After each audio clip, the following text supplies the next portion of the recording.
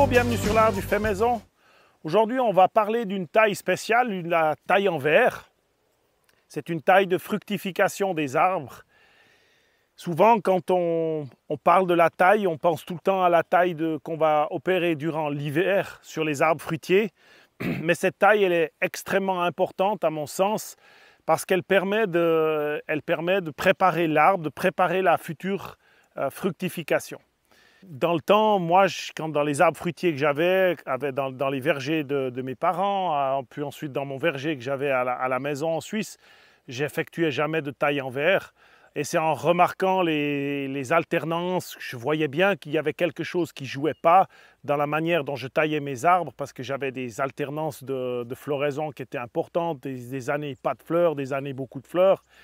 Et j'ai commencé à m'intéresser à la taille et c'est là que je suis tombé sur différentes chaînes YouTube en fait que je nommerai, je ne sais plus par cœur, je crois que ça s'appelle La taille des arbres fruitiers. Le monsieur aussi fait des livres.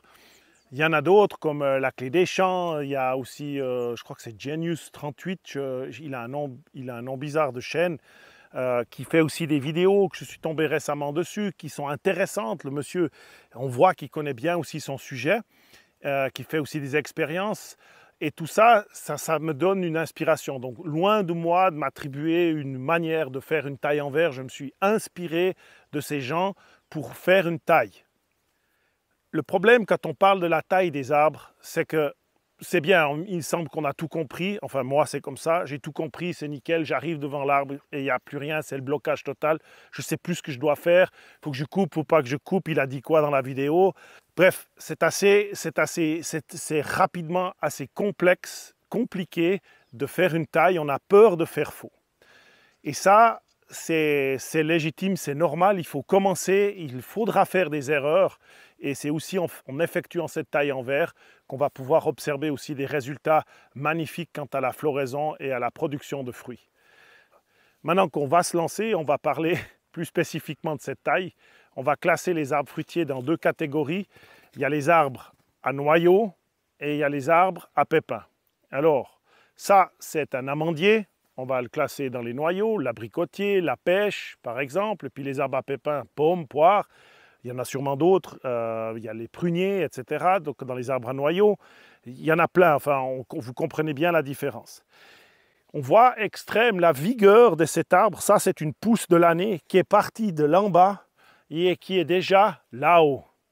Donc elle a 1,50 m de pousse, c'est parti ce printemps, nous sommes le 25 juin aujourd'hui. Cette taille commence à partir du 20-21 juin, c'est une taille qu'on fait après le solstice d'été. Donc il faut faire quelque chose aussi avec cet arbre qui est chargé de gourmands à l'intérieur. Il a tout son intérieur qui est rempli de branches qui sont verticales, qui croisent vers le centre comme ça. On ne peut pas laisser aller cet arbre comme ça. Donc, s'il faut comprendre le concept de cette taille, c'est simple. Ce que je veux garder, ce que je veux couper cet hiver, c'est-à-dire tailler cet hiver, ce sont les prolongements, les branches, les charpentières qui vont me permettre d'agrandir la structure de mon arbre, de consolider cette structure, éventuellement d'augmenter sa surface. Donc toutes les branches qui sont là pour être porteuses de fruits, c'est-à-dire porteuses de branches à fruits, donc les charpentières et les sous-charpentières, on va les conserver et on ne va pas les tailler. Je donne l'exemple par exemple de celle-ci, que c'est évident que je vais garder, c'est le prolongement de la branche. Celle-ci, je ne vais pas du tout agir dessus. Par contre, sur les gourmands, sur les branches qui font le fouillis, qui sont à l'intérieur de cet arbre, et qui je sais que si je ne faisais rien maintenant, il faudrait effectuer quelque chose cet hiver, c'est à ce moment-là que je vais les tailler pour justement leur permettre de préparer la floraison de l'année prochaine.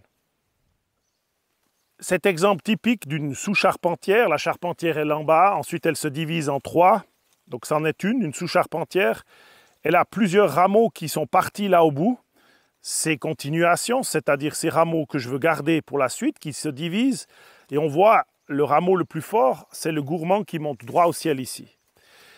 Si je laisse ce gourmand comme ça, si je laisse toutes ces branches ainsi, l'année prochaine, elles vont se remplir de fleurs sur leur longueur. Parce que les arbres à noyaux, ils vont fournir des fleurs sur les branches qui auront poussé juste l'année passée. Donc c'est-à-dire en 2026, j'aurai des fruits sur cette branche. En 2027, j'aurai des fruits sur la prochaine qui va pousser là. Et cette branche va se dénuder complètement. Donc la taille, l'idée de la taille en verre, c'est d'empêcher justement ces arbres de grandir, de se dénuder complètement à l'intérieur, et puis d'être toujours plus grand et d'avoir toujours les fruits tout à l'extérieur de l'arbre. Ça, c'est la particularité des arbres à noyaux. Donc, si on laisse faire ainsi, on va se retrouver que cet amandier va faire 4 mètres de haut, les amandes toutes dans la couronne et rien et des charpentières et des sous-charpentières dénudées. Donc le fait de commencer cette taille, je vais immédiatement en fait donner un signal très fort à l'arbre. Le fait de couper ce gourmand à 3 feuilles vraies, donc ça on va en discuter encore après, ça va pousser la sève, ça va empêcher la sève de partir dans le gourmand plus haut et ça va le forcer à travailler sur les bourgeons que je lui ai laissés. En faisant ça, il va bien évidemment me préparer de la floraison sur ces bourgeons, puisque c'est un rameau de cette année, donc il va préparer la floraison de l'année suivante, et il va réagir à cette taille en me donnant un rejet, ou pas. Ça peut dépendre, il peut y en avoir un petit rameau qui va partir, ou pas de rameau. Ça, c'est une taille qu'on effectuera plus tard dans l'été, il faudrait suivre, mais l'idée, c'est qu'on a maintenant ce gourmand ne va plus pouvoir grandir et pomper toute l'énergie de mon arbre pour pousser vers le ciel. Il va préparer, ensuite, il va me préparer quelque chose à la base sur les yeux qui lui restent, ainsi que sur la base du rameau, les yeux qu'il a à la base du rameau là. Alors, mon épouse me dit, oui, mais bon, maintenant tu coupes toutes les branches, tu as tous les fruits de l'année prochaine qui vont partir. Alors, effectivement, tous les fruits potentiels qu'auraient pu être sur cette branche, ils vont partir. Mais une branche, comme elle était là, elle m'aurait donné 3-4 amandes l'année prochaine, ou peut-être 4 amandes l'année prochaine sur cette branche. J'aurai 3-4 amandes à la base qui seront proches de la charpentière et qui seront vraiment plus grosses, plus savoureuses que si elles étaient éloignées de la charpentière. Elles seront plus nourries, elles seront plus alimentées en sève par l'arbre dès l'année prochaine. Donc on va d'une certaine manière diminuer peut-être la quantité de fleurs, mais on va avoir une quantité de fruits raisonnable pour l'arbre. C'est-à-dire que par mètre, l'arbre ne peut pas contenir 100 amandes, il peut en avoir peut-être 20 ou 30. C'est comme ça qu'il va fournir des belles amandes. S'il met 100 petites amandes, vous allez vous retrouver avec des toutes petites amandes ou des tout petits abricots, des tout petites pêches, etc. Alors que si vous en avez 20 belles, ça va produire la même chose. Donc il ne faut pas croire qu'on va diminuer la production, on va simplement la répartir le long de la charpentière et conserver le plus possible des fleurs et des petits rameaux le long de ces branches, le long des charpentières. On voit par exemple ici, cette charpentière, elle est dénudée là. Elle a absolument plus rien le long ici.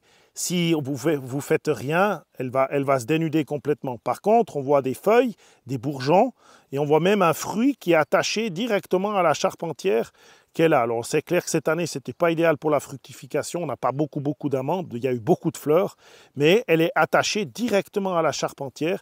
Et l'année prochaine, j'aurai des fleurs qui vont se développer le long de tous ces petits bourgeons.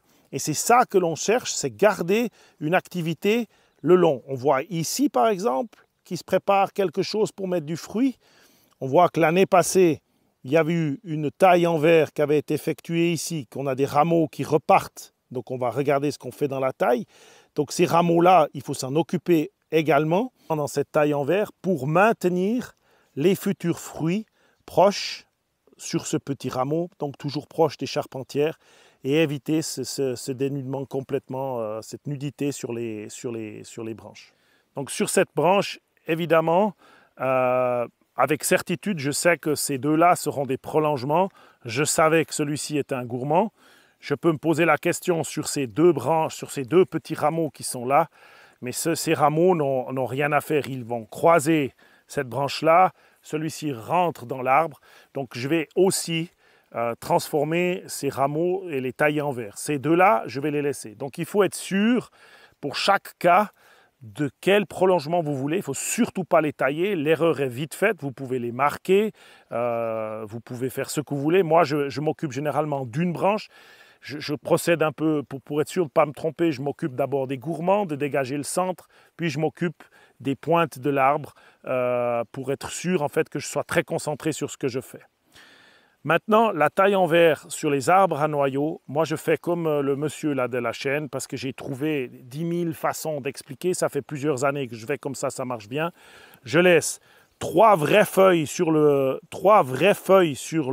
rameau et je coupe. Donc, s'il y en a à la base des petites, je ne les compte pas. Là, je compte 3 vraies feuilles. 1, 2, 3, je coupe en dessus. Alors, ce n'est pas toujours précis. Si j'ai un doute sur la qualité de la première feuille, qu'elle est petite, elle est un peu jaune, ben, je vais en laisser 4. 1, 2, 3, 4 et je coupe en dessus. Et la taille en verre de ce rameau, il est effectué. Voilà, on voit 1, 2, 3 vraies feuilles. Et puis celle-ci, on a un petit doute. En plus, elle commence à jaunir. Donc, on va aller comme ça.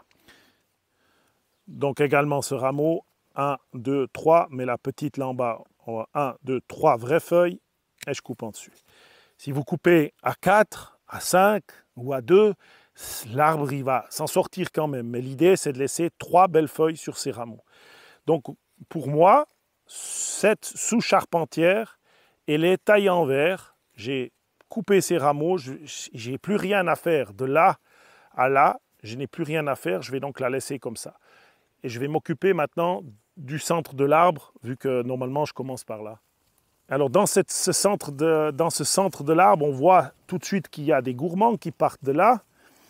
On voit que l'année passée, il y a eu des tailles en verre qui ont été effectuées sur ce rameau-là, sur celui-ci, c'était déjà des gourmands, et qu'il y a eu des repousses. Donc tous ces nouveaux rameaux, je vais les tailler également à 3 feuilles, effectuer cette taille en verre pour dégager ce centre et pousser la sève vers le bas.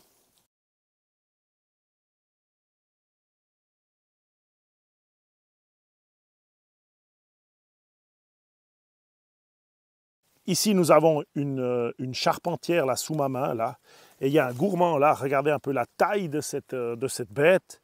Ça, vous ne pouvez pas laisser. Si vous ne faites pas cette taille, l'hiver prochain, il va vous poser un dilemme, hein, celui-ci. Déjà là, la 3e feuille, elle est à presque 20 cm de la charpentière. 1, 2, 3 feuilles, on est presque à 20 cm. Si je ne considère pas la petite en bas, ouais, on est presque à 20 cm de la charpentière. Je peux la considérer. 1, 2, 3, voilà. Après, maintenant, dans la période où nous nous trouvons, donc après le 21 juin, je ne fais pas de différence. Dans certaines vidéos, vous pourrez voir, il faut compter le nombre de feuilles. S'il a un certain nombre de feuilles, on peut couper, on ne peut pas couper, on doit laisser. Moi, je ne fais pas de différence. Je coupe à 3 feuilles, qu'ils soient petits ou grands. Je coupe à 3-4 feuilles. Je ne fais pas de différence de taille de rameau parce que ça devient trop compliqué. Cette charpentière, elle est magnifique parce que j'ai taillé celui-là. Ceux-ci sont tout petits, hein. Ils ont 2-3 feuilles. Je ne taille pas les pointes, ils ne vont plus tellement grandir.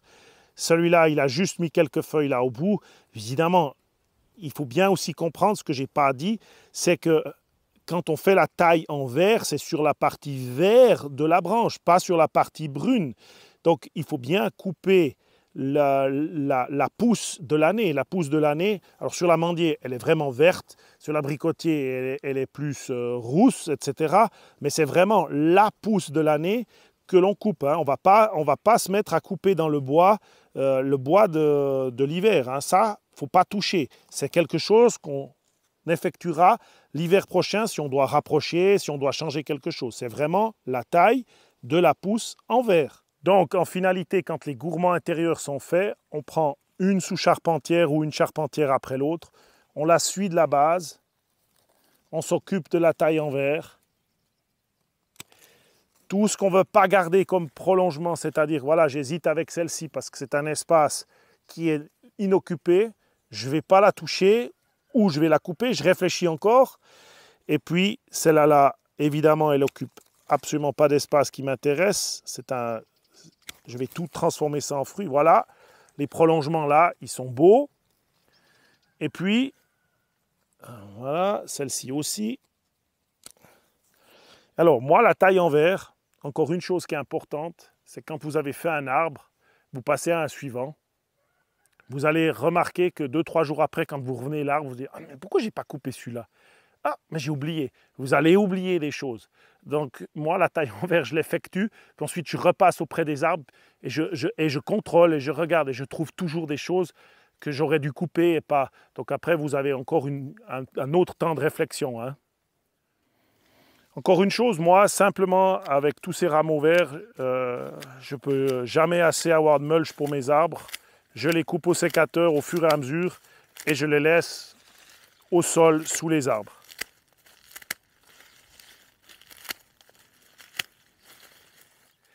La taille en verre, elle est effectuée sur cet arbre. Il y a juste cette partie qui nous chiffonne un petit peu. On a un dilemme de ce qu'on doit faire avec ces puissantes branches qui partent là.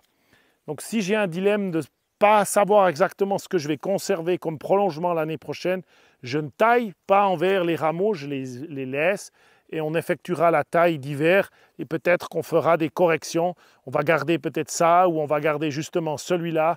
On va faire ça, comme ça on pourra redonner peut-être ou favoriser une meilleure formation du gobelet par d'autres rameaux qui partent un peu plus larges. Alors cet abricotier, il est magnifique. Il est tout taillé en verre. Je l'ai fait il y a quelques jours, mais je remarque déjà que j'ai oublié 2-3 petites choses. Je vous ai dit, on repasse derrière. Là, la forme de gobelet, elle est plaisante. On n'a pas de fruits sur ces abricotiers. Ils étaient remplis de fleurs, mais il a plu. Il a plu sur la floraison. C'était terriblement triste, mais c'est comme ça. Ça sera pour l'année prochaine. En tout cas, voilà justement un arbre que je considère bien taillé, qui a toutes les charpentières bien remplies de petits rameaux. Peut-être toute cette zone-là un petit peu moins, mais autrement, on n'a vraiment pas de branches dénudées. On aura des fleurs sur tous ces rameaux l'année prochaine. En conclusion, c'est le moment de faire une taille en verre. Il faut s'y mettre. Il y aurait beaucoup de choses à expliquer sur la taille, mais la vidéo est sûrement déjà bien assez longue comme ça. J'espère qu'elle vous aura plu et je vous souhaite une bonne semaine et à tout bientôt. Au revoir.